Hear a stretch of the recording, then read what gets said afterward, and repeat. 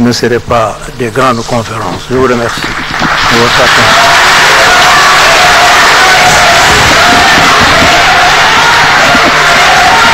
À l'endroit des grands-mères de la place de Mai, le président de la République du Sénégal, le président Abdoulaye Wade, a dit ceci: il n'y a point d'âge pour combattre. Il n'a point d'âge pour combattre, ça me fait rire. En tout cas, ce sont les propos de Abdoulaye Wade en faisant allusion à l'âge de la lauréate Estella Carlotto. Et de ses compagnes, de ses congénères. C'est au président du jury. Monsieur le président Abdoul Diouf, parrain du prix, monsieur le président Kona Bédier, protecteur du prix, madame la directrice générale de l'UNESCO, Irène Bokova, madame le président du SNA du Gabon, monsieur le ministre de la Justice de la République française, et illustres confrères du jury et chers secrétaires exécutifs qui travaillent pour ce prix, Excellences, Mesdames, Messieurs, j'aimerais tout d'abord adresser mes remerciements et mes salutations à Madame Christine Kirchner, présidente illustre de la République argentine, ainsi qu'aux chefs d'État et de gouvernement africains qui sont venus, cette fois en grande quantité, se joindre à nous pour cette manifestation en faveur des belles-mères et des mères et des abuelas de la paix et de la place de Mai et en défense des droits de l'homme qui sont d'ailleurs tous les deux inséparables. Je remercie bien vivement, au nom de l'ensemble des membres du jury et la personne de la directrice générale qui a soutenu depuis le début de son mandat avec beaucoup de très exigeante, et elle a soutenu le soutien de l'accord de ce prix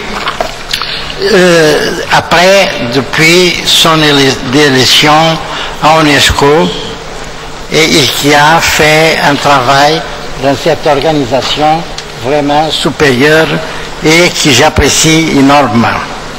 J'ai à cœur de remercier chaleureusement mes illustres collègues, comme j'ai dit déjà, du travail accompli pour tous et aussi, surtout, pour le secrétaire exécutif du prix.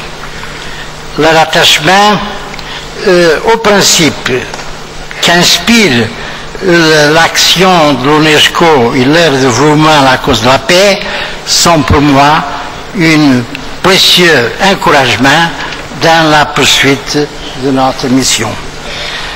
Je souhaiterais à présent me tourner vers la représentante de la lauréat, l'organisation des grands-mères de la place de Mai, Madame Estella Carlotto. Madame, de 1976 à 1983, votre pays était soumis, comme a été dit d'ailleurs pour Madame la Présidente, a été soumis à une dictature militaire particulièrement brutale, pendant laquelle on a estimé à 30 000 le nombre de personnes disparues.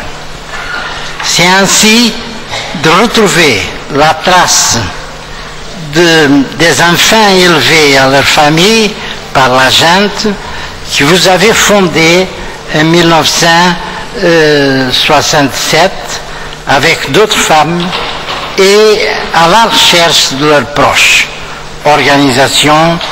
L'organisation des grands-mères de la place de Mai. En reconnaissance du courage et de la persévérance Donc votre organisation a fait preuve. Le jury du prix Félix Houphouët-Boigny pour la recherche de la paix a décidé de lui décerner cette année le prix pour son combat inlassable en faveur des droits de l'homme, de la paix et en se dressant contre l'oppression, l'injustice et l'impunité. C'est donc avec un sentiment de profonde satisfaction que j'invite la directrice générale, Madame Stella, et aussi Madame Stella Carlotto et le secrétaire exécutif du prix à me rejoindre pour la remise du prix à l'organisation des grands-mères de la place du Mai. Je vous remercie.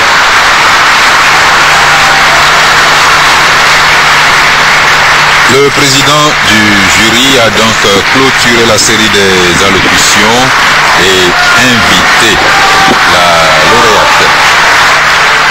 Après la remise officielle de ce prix Félix Houphouët-Boigny pour la recherche de la paix, la lauréate, du moins la représentante du groupe lauréat de cette édition, va livrer son message. Madame Stella Carlotto. Je vous l'ai dit, il a été prévu au programme une dizaine d'allocutions. Ces allocutions ont toutes été prononcées en attendant celle de la présidente de l'association lauréate, et toutes les personnalités sont prévues, sont montées à la tribune. Aucun discours n'a été de trop. Au contraire, la cérémonie n'en a été qu'enrichie en plaidoyer en faveur de la paix. Disons que ce prix Félix Houphouët-Boigny pour la recherche de la paix est constitué d'une médaille, d'un diplôme et d'une somme de 122 000 € correspondant à environ 80 millions de francs CFA. Oui, je disais donc qu'aucun discours n'a été de trop, parce que combien de tribunes de portée mondiale sont-elles en effet dressées dans l'année pour accueillir des exhortations à la paix, à la promotion de la paix, à la recherche obstinée de la paix? Pas assez à notre sens, quand on sait que dans toute organisation humaine, oui, il y a là une image très forte sur la scène. La présidente de la République d'Argentine qui pose avec la lauréate, la représentante, le président, j'allais dire la présidente de cette association des grands-mères et la directrice de l'UNESCO. Et la congratule, signe que l'Argentine, comme ils l'ont précisé tout à l'heure, l'Argentine a évolué. Et comme l'a dit la présidente argentine, le pays est devenu un modèle de respect des droits de l'homme. En tout cas, la présidente s'est engagée à le réussir. C'est ça. Je voudrais Madame Stella Carlotto vous dire que nous sommes en train de remettre à notre chère amie, directrice générale de l'UNESCO, Madame Irina Bokova, le symbole, l'emblème des grands-mères de la place de Mai. Nous l'offrons à Madame Bokova de la part des grands-mères, de la part des enfants, pour son amitié, pour sa solidarité, pour son aide, et nous voudrions également l'accompagner. Merci infiniment. Merci Madame Bokova. Voilà, le tableau qui a été remis à la directrice de l'UNESCO représente... Nous vous en donnerons là. Mesdames et messieurs les chefs d'État et de gouvernement, Excellences, mesdames et messieurs les ministres, Excellences, mesdames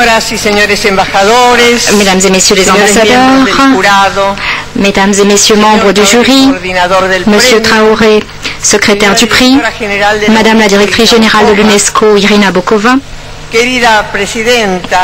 madame la présidente des Argentins, madame Cristina Fernandez de Kirchner, mesdames et messieurs.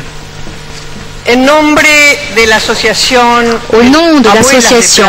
des grands-mères de la place de Mai que je préside, je souhaite exprimer l'émotion immense et la reconnaissance qui nous étreigne à l'occasion de la remise de ce prix par l'UNESCO, prix Félix Houphouët-Boigny pour la recherche de la paix. Autre récompense qui reconnaît notre travail en faveur des droits de l'homme, pour la paix, contre l'oppression, l'injustice et l'impunité.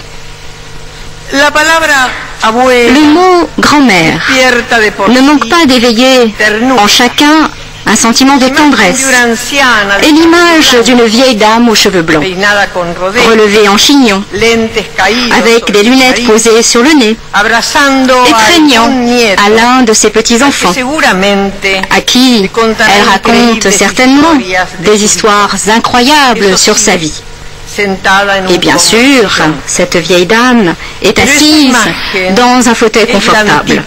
Mais cette image est aux antipodes de ce que nous sommes. Grand-mère de la place de Mai, nous ne sommes pas assises confortablement. Le fauteuil est aussi vide que les bras qui devraient étreindre ce petit enfant. Et cette absence s'explique parce que nous sommes sans arrêt en voyage à la recherche d'un fils, d'une fille, d'un petit-fils que nous avait arraché une dictature militaire qui, à l'instar d'autres despotismes, a usurpé le pouvoir, a semé la peur, a provoqué la mort des opposants, a provoqué l'enlèvement de bébés, de nourrissons. Dans la grande majorité, ces enfants sont nés en captivité. C'est alors qu'est née une lutte collective, celle des mères, des grands-mères, des familles qui, en défiant toute peur, se sont confrontées à un gouvernement illicite, ont réclamé que leur soit rendu leurs êtres chers, que revienne la démocratie et la liberté, guidée par un grand amour. Et tout notre parcours a permis d'éviter l'oubli et l'impunité. Animés par des sentiments pacifiques, mais avec une conviction implacable, à la recherche de la vérité et de la justice, nous avons créé l'association sans penser à l'époque qu'il s'agirait d'une mission aussi longue.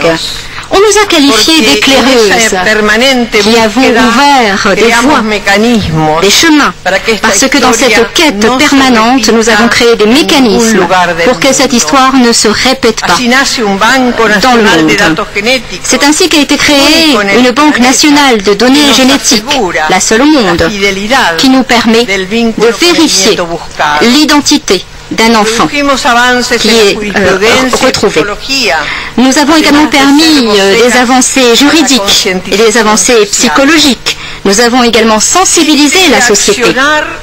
Ces actions nous ont permis de retrouver 105 enfants qui avaient été arrachés à leur famille par les prédateurs de la junte militaire. Il en manque aujourd'hui 400. Leur rendre leur identité, leurs droits, en fera des individus libres, leur permettra de retrouver leur histoire personnelle. Aujourd'hui, certains d'entre eux nous accompagnent et nous sommes émus.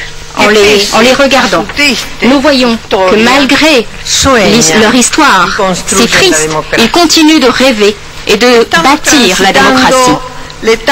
Nous vivons aujourd'hui la période démocratique la plus longue de notre histoire. Depuis 1983, nous sommes gouvernés par des États élus par le peuple. Mais depuis 2003, ce n'est que depuis 2003 que les politiques de l'État argentin ont manifesté leur détermination pour parvenir à la vérité, la justice et la mémoire.